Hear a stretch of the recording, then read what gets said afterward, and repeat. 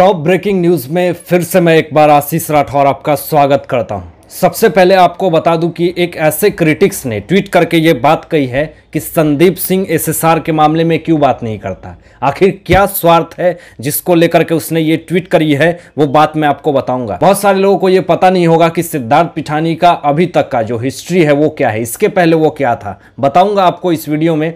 और एक तेजी से सोशल मीडिया पे बहुत ही ज़्यादा वीडियो वायरल हो रही है। और आपने कभी ज़िंदगी में मौत को करीब से देखा है? लेकिन इस वीडियो में जो शख्स है वो मौत को करीब से देखता है, जिसका नाम है सूरज चौहान। और मौत को करीब से देखने के बाद भी जिस तरह से वो इंसान हंसते हुए मुस्कुराते हुए फोटो क्लिक करके सोशल मीडिया पे वायरल करता है, एक डूबते हुए जहाज की ये वीडियो है। इस वीडियो को मैं आपको वीडियो के एंड में ज़रूर दिखाऊंगा, तो वीडियो के एंड तक ज़रूर बने रहिएगा।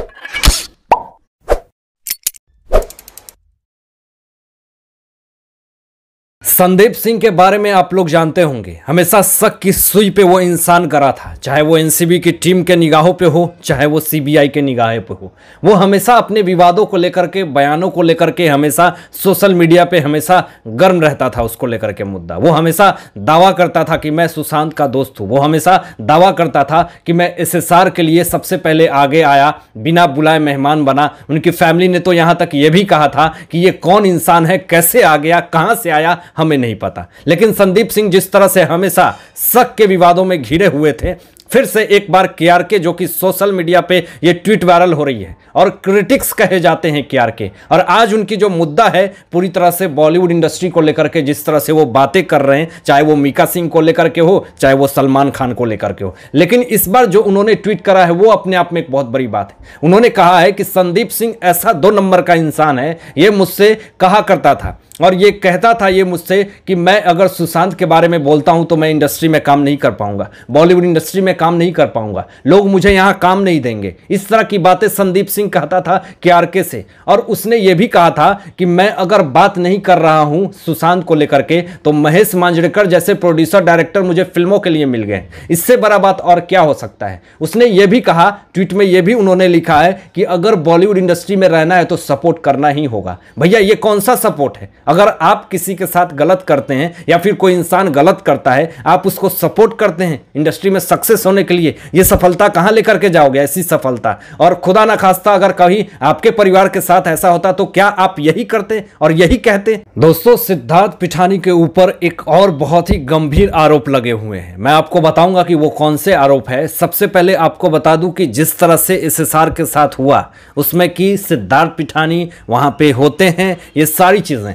लेकिन जिस तरह से एनसीबी के सोर्सेस के हिसाब से और दैनिक भास्कर न्यूज के हिसाब से एक आरोप लगा है सिद्धार्थ पिठानी के ऊपर कि उनके कत्ल का राज छुपाने का आरोप लगा है। जी हां, आपको बता दूं कि सिद्धार्थ पिठानी के ऊपर यह सबसे बड़ा गंभीर आरोप है, उनके राज को छुपाने का। यानी कि कुछ ऐसी राज है जो सिद्धार्थ पिठानी जानता है। और आपको बता दूं कि आप लोगों को पता ही होगा कि सिद्धार्थ पिठानी के ऊपर 16 सेक्शन, फिर 27A, 28, 29 और 27 एक्ट के तहत बहुत सारी धाराएं लगी हुई हैं, सीरियस चार्जेस लगे हुए हैं, जिसमें मैंने आपको बताया भी था 27 एक्ट के तहत इसे 10 से 20 साल की सजा हो सकती है और इसमें जमानत मिलना बहुत ही मुश्किल है। तो जिस तरह से सिद्धार्थ पिठानी इस केस में छुपते हुए नजर आ रहे थे, बचते हुए नजर आ रहे थे, अब पूरी तरह से वो खुद एक्सपोज होते हुए दिख रहे हैं। और ये जो गंभीर आरोप जितने सारे उनके ऊपर लग रहे हैं और जिस तरह से 14 दिन के लिए जुडिशियल कस्टडी में है और पूरी तरह से ये अब अपनी स्थिति और परिस्थिति सब में फंसते हुए दिख रहे हैं। अब सिद्धार्थ पिठानी के बारे में ये कितना मेन सस्पेक्ट है, कुछ चीजें आप जान लीजिए जो मेरे पास आई है। बहुत ही कम लोग जानते होंगे कि सिद्धार्थ पिठानी तेलुगु फिल्म में, एक चिरू गोदावलू नाम की एक फिल्म है जो कि 2015 में आई थी, उसमें एक सपोर्टिंग रोल में ये था। उस वक्त इससे फिल्म का बहुत ज्यादा भूत सवार था। इसने नेशनल इंस्टीट्यूट ऑफ डिजाइन नाम की कोर्स करी है, जिससे ग्रेजुएशन करा, लेकिन इसे पढ़ाई में मन नहीं लगता था। इसे ये लगता था कि मैं फिल्म मेकिंग करूं, डायरेक्टर करूं, और एक्टिंग का इसे बहुत ज्यादा शौक था। तो ये शौक को पूरा करने के लिए ये मुंबई आता जाता है और फिर SSR इसे नौकरी पे रख लेते हैं। आपको बता दूं कि सुशांत ने भले ही इसे नौकरी पे रखा था, लेकिन SSR से इनकी ज्यादा गंभीरता नहीं थी। इसकी गंभीरता थी रिया चक्रवर्ती थे। ये सारी चीजें रिया चक्रवर्ती से बात करता था। कोई भी मुसीबत हो, परेशानी हो या भी किसी तरह की कोई बातें हो, इसकी बहुत ज्यादा साठगांठ रिया चक्रवर्ती से बढ़ने लगी थी। और ये मैं क्यों कह रहा हूं कि इसकी जो नया अकाउंट है जो इंस्टाग्राम पे है, आप उस पे जाकर के देख लीजिए कि ये इंसान सिद्धार्थ पिठानी SSR को फॉलो नहीं करता है, लेकिन हाँ रिया चक्रवर्ती को जरूर फॉलो करता है। तो इससे आप समझ सकते हैं कि ये रिया चक्रवर्ती की इसकी बहुत ही ज्यादा साठगांठ बनती थी। जैसा कि आप लोगों को पता है कि वो काला दिन आप लोगों को याद होगा 14 जून 2020, जिस तरह से SSR इस दुनिया से जाते हैं। और इसमें एक ही इंसान था सिद्धार्थ पिठानी, जिसको ये पता होता है कि वो लटके हुए थे। इसका ये बयान है, इसने ये कहा था। आखिर बयान में कितनी सच्चाई है इसके लिए तो इन्वेस्टिगेशन हो रही है। लेकिन जब सोशल मीडिया पे ये बातें आने लगी, लोगों ने गुहार लगाई कि CBI फॉर SSR, CBI इस केस में आने चाहिए, तो CBI आती है। और CBI आने के बाद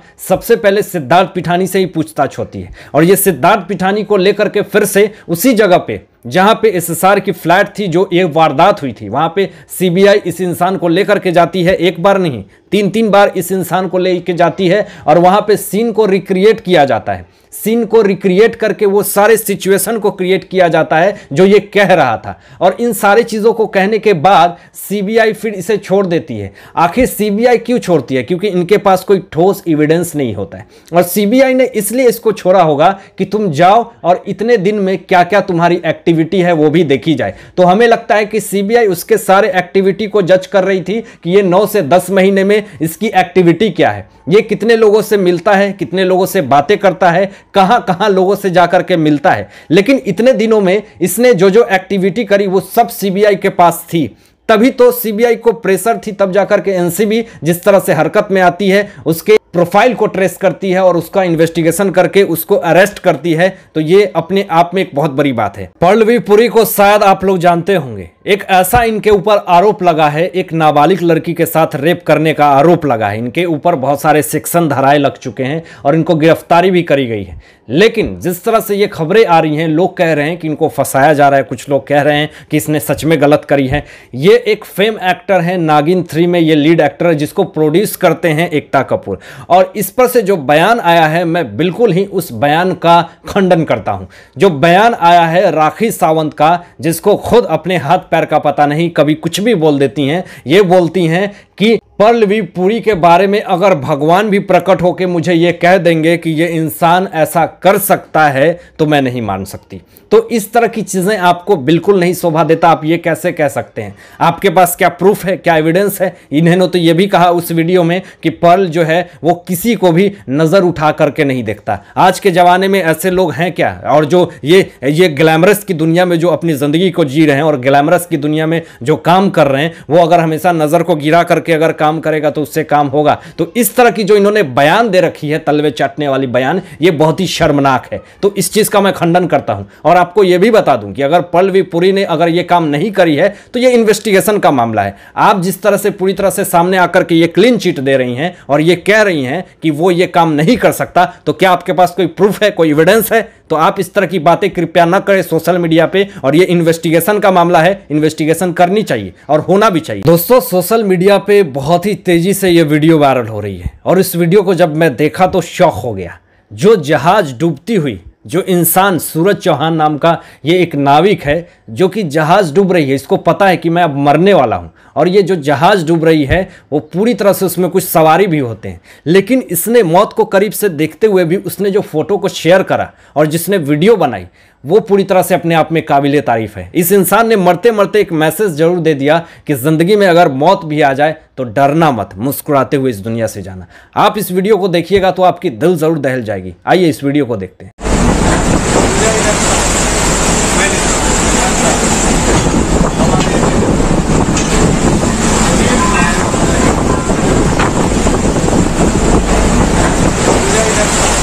हालांकि इन सारे मुद्दों पे आप लोगों की क्या सोच है, अपनी विचार जरूर व्यक्त कीजिएगा। तो आज के लिए बस इतना ही, धन्यवाद।